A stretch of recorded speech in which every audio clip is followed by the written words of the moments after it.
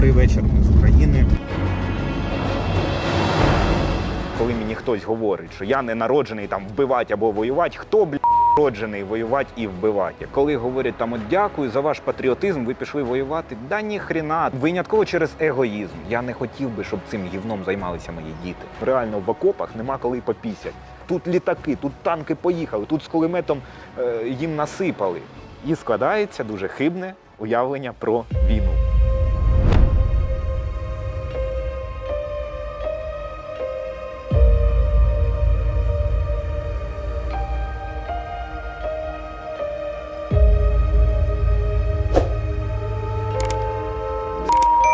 Да. Ну що, ми з тобою прийшли в нашу прекрасну студію. У нас класний інтершум сьогодні. Скажи, от якщо так. прочитати твою біографію, то ти займався дуже багато чим. Я не знаю, чи люди взагалі за життя стільки встигають, якщо ти встиг до 24 лютого. Буде історія. Почати треба з того, що за освітою я журналіст. Я спочатку працював в газеті, потім на радіо, потім на телебаченні. Це і журналістика, і волонтерство, і в тебе була своя пивоварня. Ну, буде, я думаю, продовжуватись Я після сподіваюсь. перемоги. І гурт в тебе музичний є свій, правда? Малював. І малював. Так. Експозиції, да, це. І зараз ти у війську. Чим ти займаєшся у війську? Я пілот дронів. Це так можна сказати, і це буде дуже обширно і загально. Тому що всі звикли, що аеророзвідка, і це якось звучить так, знаєш, типу розвідник, аеророзвідка, оператор свадібних дронів. Ми знімаємо красиві відосики, отак буде правильно сказати. Але ми не тільки знімаємо.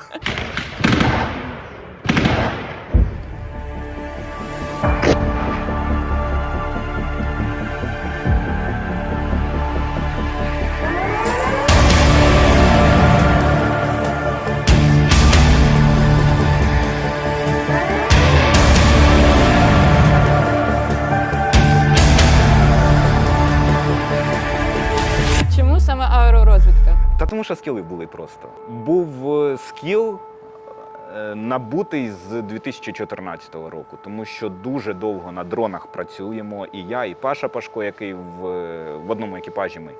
І тому з початком повномасштабної війни я і дрони передав, і допомагав збирати дрони. В перший тиждень повномасштабної війни мені люди почали, тому що у мене багато дуже контактів, у нас був свій продакшн.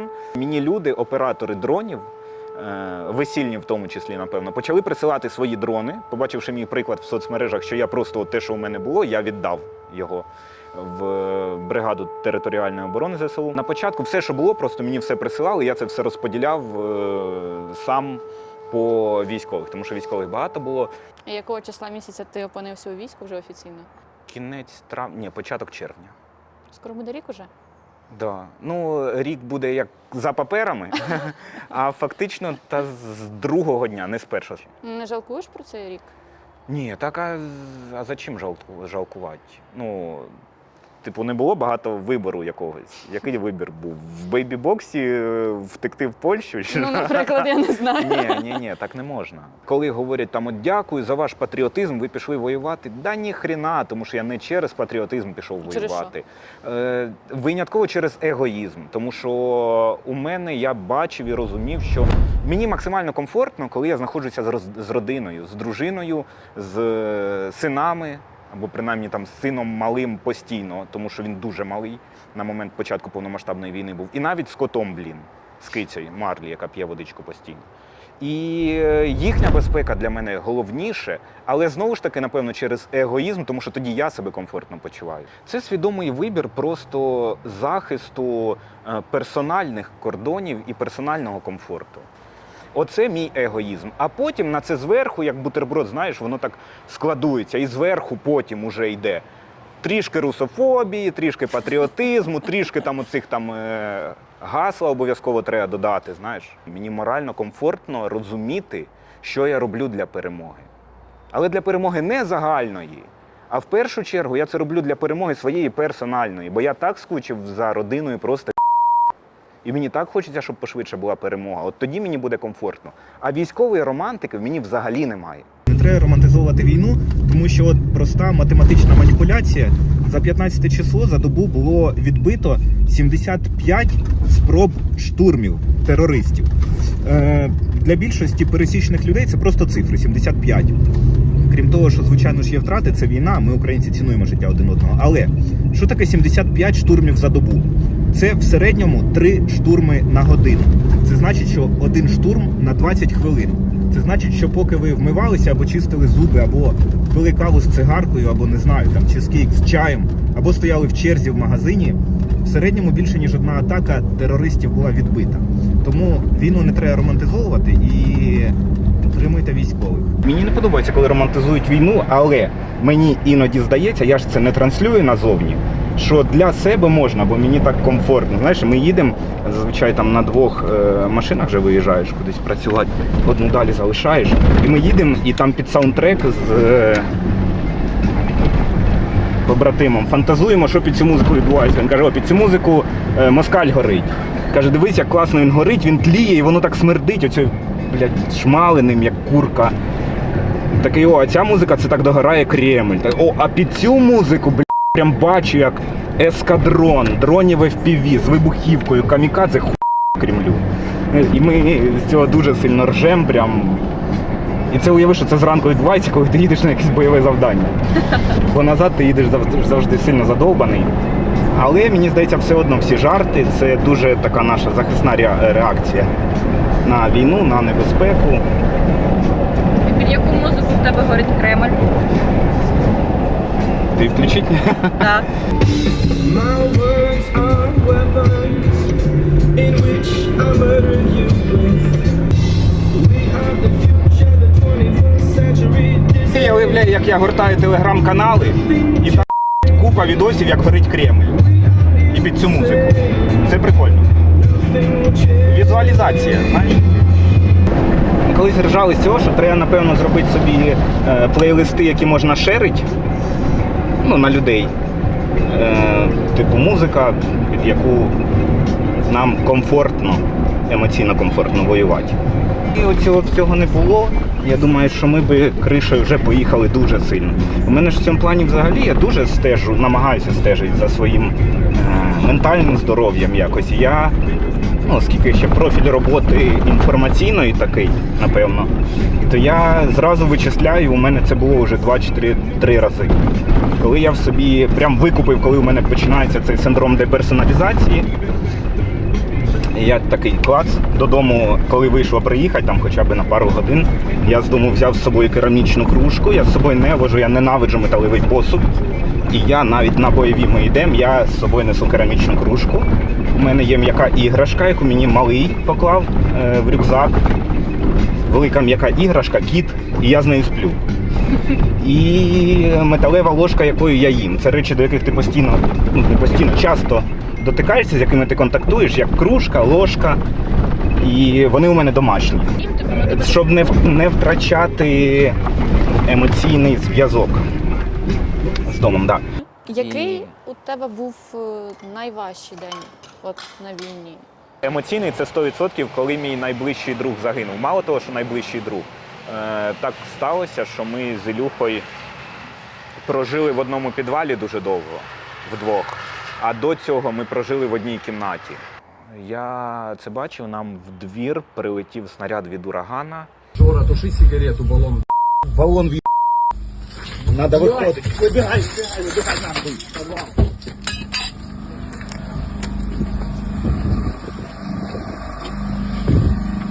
Коротше, от тепер отак виглядає наш двір, дивись. Прилетіло прямо. І ми були втрьох отут, Жора, я і Гріф, і нас волною туди відкинуло. А тут були Скіф і Ілюха, вікна нижчі і через двері попрацювали. Телефон не бачили, пані Ілюха? Та ні. Це Скіф тут лежав. Тоді ми думали, у нас 5 поранених. Ну, у когось це була просто контузія, ну, як у мене. Але вона виплила через 2 тижні дуже серйозно, коли я втратив свідомість, потім зрозуміло, що у мене був розрив барабанної перетинки.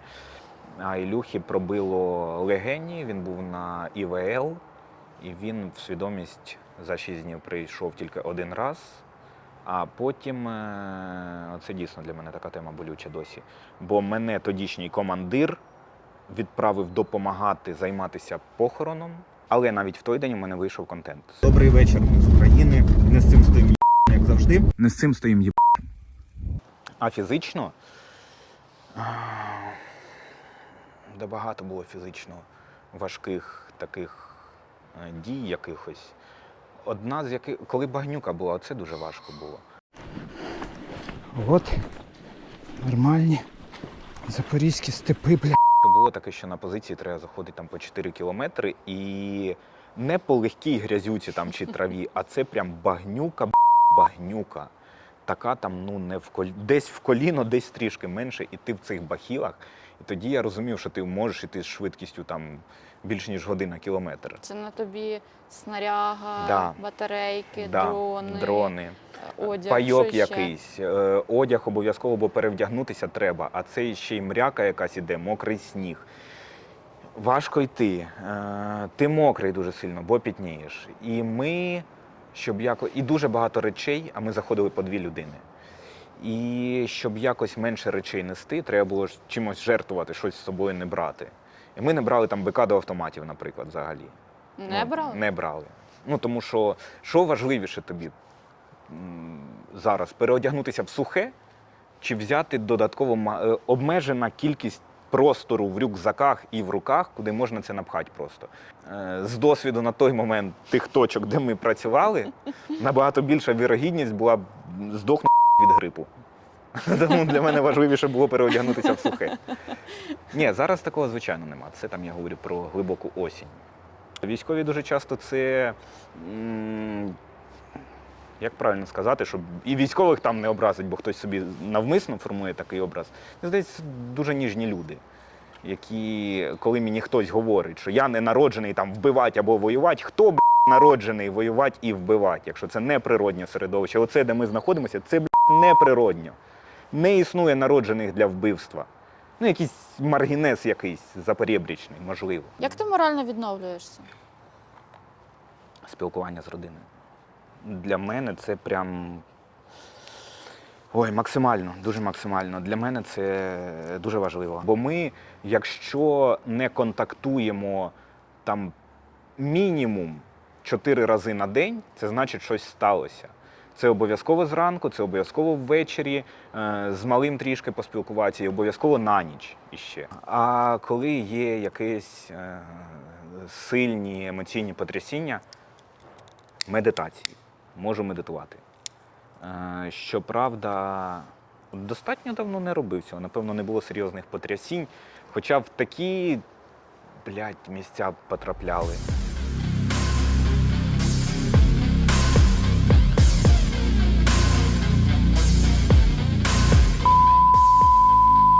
Продовжують обстрілювати пшеничні поля українські. Тварі.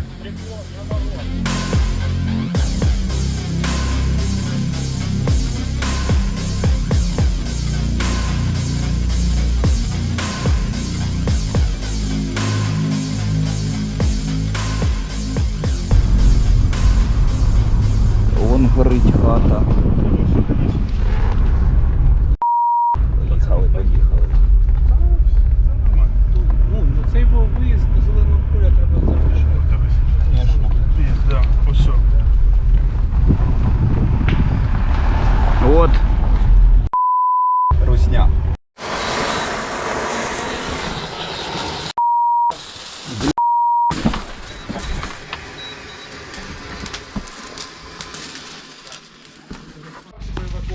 Да. Я бачу, вже дерево горить і вже горить хата.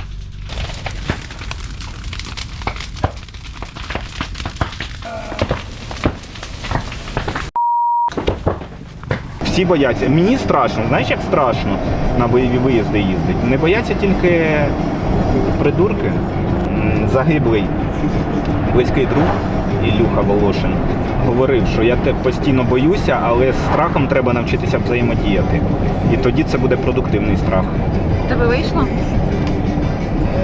На даний момент, мені здається, так.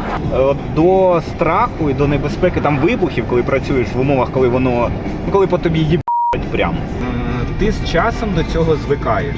Повертайся через тиждень на якусь точку роботи.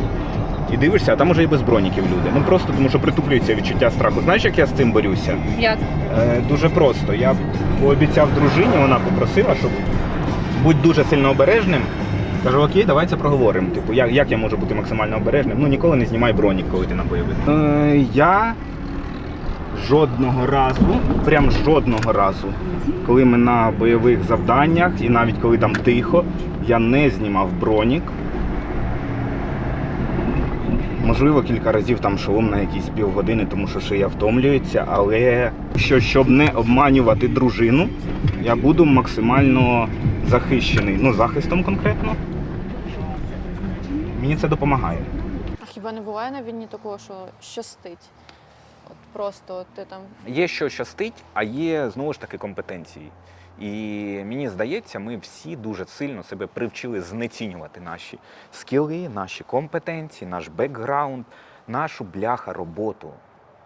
Більшість людей. Тому що є люди, яким не щастить, а є люди, яким щастить. І якщо ти візьмеш відсоток тих, кому пощастило, і трішки довше з ними поспілкуєшся, чому їм пощастило, задай людині просто елементарне питання, чому тобі пощастило. Навряд чи хтось із цих людей скаже, що та тому, що я по гороскопу Козірог. Навряд чи. Як стається, що комусь щастить, а комусь не щастить? Це війна, є втрати, це, звичайно, це не секрет. Ми розуміємо це прекрасно.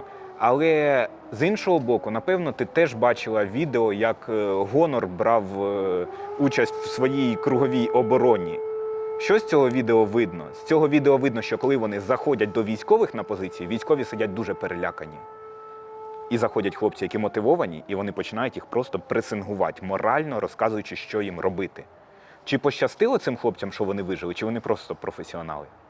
Кожен день ми бачимо зведення, там Да. здохло там 700 росіян, Поменшало, так? да, там 650, там знищено 17 танків. Що стоїть за цим всім зведенням? Це ж, ну, Якою ціною це все Так. дається? Ти про це? Та страшною ціною для мене реально цінність людського життя – це найвища базова взагалі персональна цінність. Да страшно. Я думаю, що страшно в сенсі, що ми ще жахнемося від того, що коли і побачимо, що відбувається із цивільними на окупованих територіях. Але, в принципі, я ставлюся до цієї війни так, що максимально цинічно зараз буде. Я радію, що вона зараз, а не пізніше. чому? Бо я егоїст. Я не хотів би, щоб цим гівном займалися мої діти. Правда, не хотів би. За знищенням русні і ворожої техніки стоять звичайні люди. Українці і українки. От і все. Мені здається, ми героїзуємо їх. Ми це як суспільство українське. От зараз я узагальню. Здебільшого, бо їх героїзуємо, але губимо цей момент, що це звичайні люди. А це дуже якраз важливо. Тому мені трішки дивно читати запитання. Мені реально багато запитань приходять в соцмережах. Як спілкуватися з військовими так, щоб їм не нашкодити? Та так само військові – це ж люди. Але ж є питання, які краще не задавати військовим. Так це вже залежить від персонального інтелекту людини і того, наскільки людина сприймає реальність. Типу, чи логічно буде, що дружина ввечері телефонує мені і питає, а у вас є за сьогодні загиблі? Логічно, що ні. І логічно, що на таке питання ніхто їй, я в сенсі, не дам відповіді. Тому вона таке і не запитуватиме. Це якісь абсолютно логічні речі. Да, це не прописано в методичках. Але я говорю про те, що з військовим, з цивільними максимально не хочеться спілкуватися на військові теми, бо військових тем у нас вистачає отак просто. Ні, не отак. Військового побуту теж. Тим більше, знаєш, коли ще ж можуть і дорікати, ти можеш ділитися якимось досвідом, а тобі потім ще й пишуть, ага, так а коли є час воювати, якщо ви там тільки фотаєтесь і відео постите, і взагалі ви якось дуже доглянуто виглядаєте на цих відео, такі ж теж є. Складно. Дивись, кажуть, я десь прочитала, що війна, вона спочатку з'єднує людей, але чим довше війна, вона вже починає розколювати суспільство. Да, бо частина почне шукати миру, а частина це, мені здається, питання проблеми компромісу. Тому що в компроміс з собою ввійти найтяжче. І хтось розумітиме, що він втомився від війни. Ну, від війни всі втомлюються, емоційно, в першу чергу. Але хтось шукатиме миру, і оці меседжі якраз будуть від тих, хто максимально далеко від війни. Як нам цього уникнути? Да ніяк ти не уникнеш цього. Це буде обов'язково. чекає. Але спочатку нам треба перемогти ворога. А з усіма іншими проблемами ми розберемося якось. В чому наш феномен, саме української нації, українського суспільства, і в чому наша головна проблема? Наша головна проблема реально в тому, що, мені здається, ми занадто вважаємо себе експертами і любимо нав'язувати свою думку всьому суспільству. Оце от так. Ну, і як наслідок любов до срачів. Ми можемо срач на рівному місці придумати. І срачі нас розважають і напрягають. І щоб розгрузитися від одного срача, нам треба якийсь інший срач з іншими тригерами, з іншим контекстом. Щоб розгрузитися і трішки забути про якісь скандали в навколо військовій тематиці, нам просто необхідний якийсь скандал з блогерами. Переключаються і розгружаються люди. Серйозно. Я бачу відгуки, заповнені анкети. Людей це розважає. Ми дивимося це як реаліті-шоу якесь. І наша сильна сторона в тому, що ніхто не думав, що ми наскільки... Це не самопожертва, це, напевно, все ж таки сміливість. Десь навіть безрозсудна. Ну, чому я роблю такий висновок? Тому що за цей більше ніж рік повномасштабної війни багато різних відео ми бачили, як жінка кидає по танку, який їде, коктейлем Молотова. Як в Конотопі, пам'ятаєш, коли оця от перепалка Я прекрасна. Ты вообще-то знаешь, где находится? Это Конотоп. Здесь каждая вторая женщина – это ведьма. У тебя завтра стоять уже не будет. Кидай, блядь! Кидай! Кидай, блядь! Домой!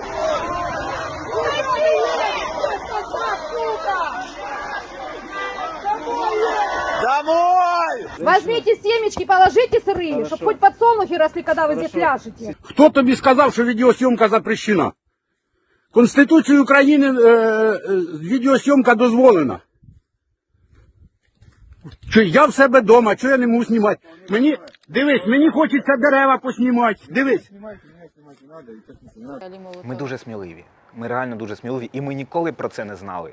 Ми про це не знали, ми про це забули внаслідок певних маніпуляцій совка, як мені здається. Ну, якийсь період у нас модно було совок в усьому звинувачувати, але, блядь, воно так і є. В усьому винен сраний совок. Ми дуже довго існували в парадигмі виховання того, що, знаєш, якщо це рівняти і там проєктувати на культуру, це от хіба ревуть воли, як ясла повні. Типу, ми такі нещасні хлібороби, поплач ввечері, і у нас все погано, і нас всі принижують, і нас ніхто не розуміє. А тут тільки хоп, такі, ого, ніхера собі. Так, а можна і по дати.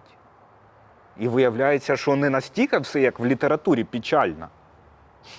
Ну, відповідно, напевно, якась розкажи, література не актуальна. Як твій підрозділ дає русні поєб?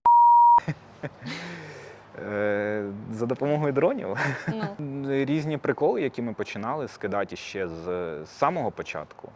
Це і елементарні якісь снаряди, там, типу ВОК-17, і коктейлі Молотова, назвімо це так, які летять з дронів. Вау, це ж красиво. Як тебе війна змінила? Я став категоричним. Мені стало дуже просто відмовляти людям.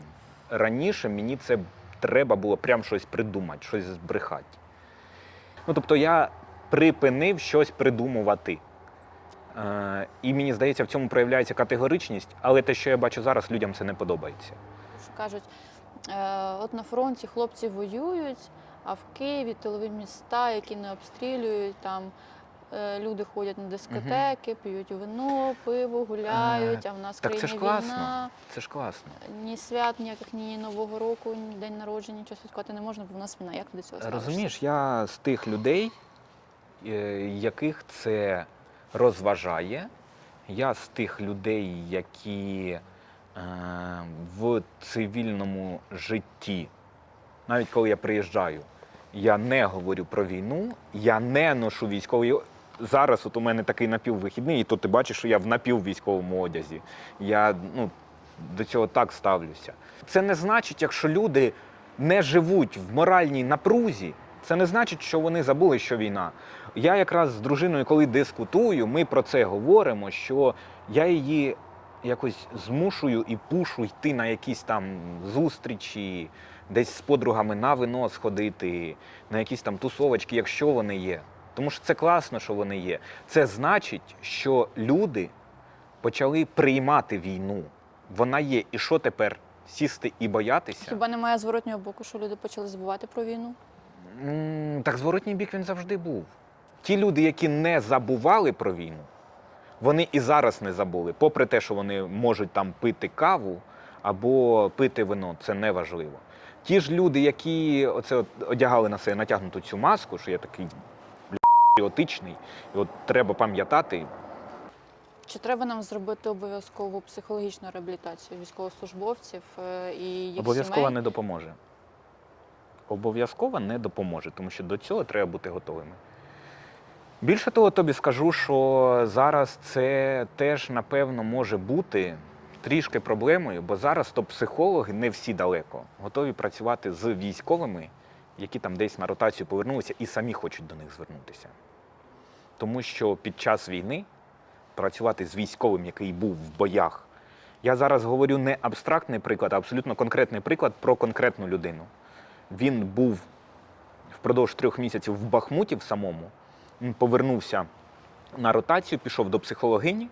Вона сказала, що я зараз не візьмуся з тобою працювати, бо мені треба тебе буде переключити на цивільне життя, а у тебе ротація, і тобі доведеться переключатися назад на війну, і не факт, що ти зможеш. Повертаючись до ІПСО, це пробували розганяти після вдалого харківського контрнаступу, але воно не спрацювало. Типу, ці українці, військові, це ж головорези. І вони повертатимуться додому. І це звучить як якийсь, знаєш, трейлер для горора якогось. Типу, да, це сучасна робота сучасного українця. Йти убивати русню, повертатися додому, сідати і пити компот. Читати книжки дітям. Зранку вставати, іти і убивати русню. Чи закінчиться війна у 23-му році? Ну, такі складні питання. Я не хочу на себе міряти цей костюм експертів, знаєш, військових. І просто так, знаєш, щось ляпнуть в космос. За внутрішніми відчуттями так, має закінчитися. Бо такими темпами має закінчитися і ворог. Або принаймні там засоби, ті, якими вони воюють. Ти це бачиш зараз уже, що в них щось закінчується? Да, звичайно, слухай, це прямо в реальному часі спостерігають. Тому що простий той приклад, коли ми працювали на коригуванні там, от з Пашою Пашком, у нас екіпаж було таке, якийсь період, 2 людини, це той Гуляйпільський наш напрямок. 2 людини для екіпажа – це дуже мало. Це мінімально мало. І коли ми з дронів, не з мавіків, з великих дронів, там Матріс 300, коригували щось або займалися розвідкою і вилітали з села ближнього, а це не одне село, як правило, йде в лінії, там, да, в цьому ланцюжку фронтових сел. І ворог бачив орієнтовно просто напрямок, звідки там цей дрон. Ну, бо у них теж є техніка, і щось літає, і вони щось бачать. Просто напрямок, не точна наша точка. То туди летіло 3 пакета градів. На початок села, в кінець і ще по центру. Це впродовж дня. Просто так, на всякий случай. Ще плюс там міномети, плюс стволка. Коли з Зеленки літали, там теж на пакет градів, зразу туди. Зараз такого я не бачу. При тому, що порівняно з тими відстанями, зараз ми до них набагато ближче. Відповідно, якісь напрямки, звідки літають дрони, вони розуміють Але і бачать. вони вже навчилися воювати. Ну та звичайно ж. Росіяни цінують життя особового Ні. складу? Взагалі ні. Я цього не бачу. Чому так? Терпіла ніколи не зрозуміє людину, яка з власної мотивації прийшла в військкомат, взяла автомат і пішла вбивати терпілу. Яке приперлося сюди не за своєю волею, а за наказом. Забирати території. Що вони захищають? Тому їм нас не зрозуміти. Тому вони дивуються, коли у них оголошують мобілізацію. Вони то думають, що ми повинні бути налякані. А що ми робимо? Ми питаємо, що у вас, бо у них там діла неважні. Ну от все. Оце принципова різниця. Ми, люди, це якийсь непотріб, те, що я бачу. Тому що, чому я говорю непотріб і не вважаю це образою по відношенню до русні? Тому що потріб – це потрібні люди, це потрібні організми для цієї планети. Не ведуть себе так. Просто так вони себе не ведуть. Що нам не вистачає для перемоги?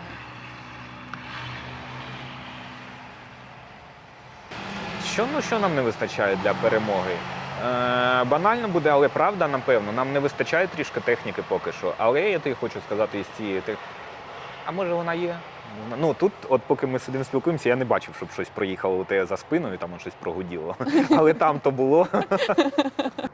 Що б ти зараз сказав би Зеленському, якби він опинився перед тобою замість мене? Можеш закрити очі, уявити нашого президента.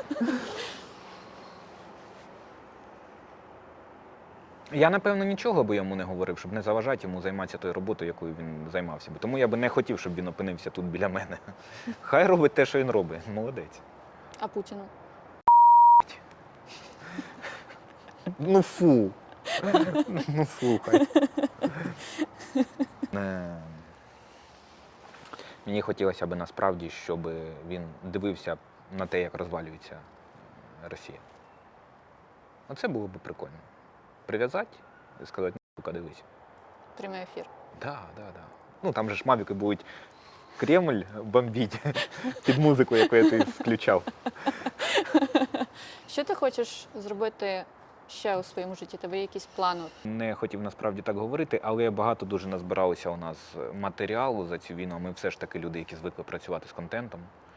І багато різних думок, і я думаю, що щось буде написано і видано. Люди просто думають, коли мені писали на початку, ти тільки відоси знімаєш, а не воюєш, бо я знаю військових і їм ніколи сходить з окопа попісять. А ти ще й відоси пишеш. Так от війна – це на 80% завжди війна з побутом.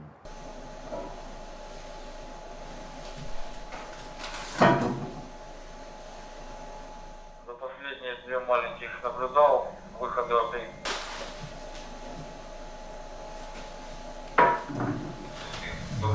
Борщ.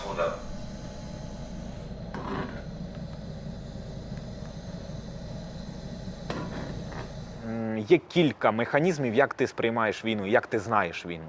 Це з кіно. В кіно, де середній хронометраж година 40, ну окей, там по ремарку зняли, скільки, 3 години триває, хай буде 3 години. Навряд чи в 3 години знайдеться час, коли тобі треба розказати сюжетну лінію, розкрити героя. В ідеалі, якщо є там другорядний герой якийсь, у нього своя персональна драма, тут має бути іще й зав'язка, розв'язка, кульмінація, це ж все, отак формується фільм.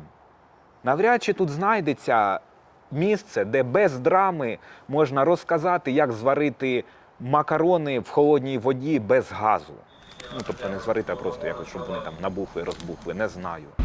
Або як натопити приміщення, коли у тебе закінчився там маленький газовий балон, а більше немає, як його натопити. Або як ти будуєш цю буржуйку срану в підвалі впродовж 3 днів, бо щось не виходить і всередину йде зворотня тяга. Це такі речі, які в кіно ти не покажеш, бо це не цікаво.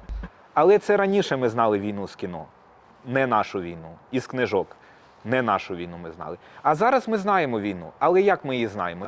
З сюжетів по телеку, з, ну, на другому місці, напевно, будуть телеграм-канали. Тік-ток ще.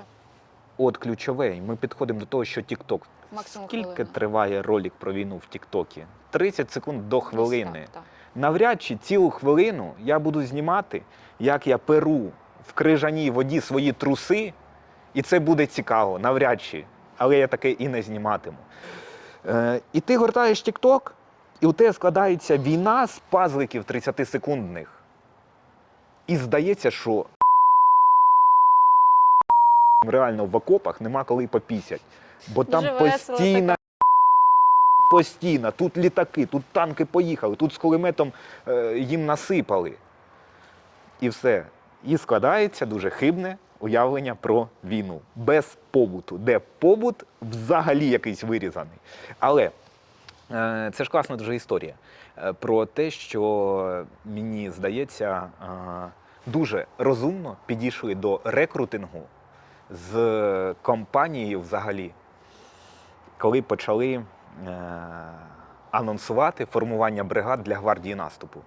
Тому що гвардія наступу це звучало так, що ми йдемо наступати і вбивати русню. Ми не стираємо носки і труси, ми не риємо окопи. І це сприймалося так, що ми йдемо зразу, от наступаємо і вбиваємо. І все.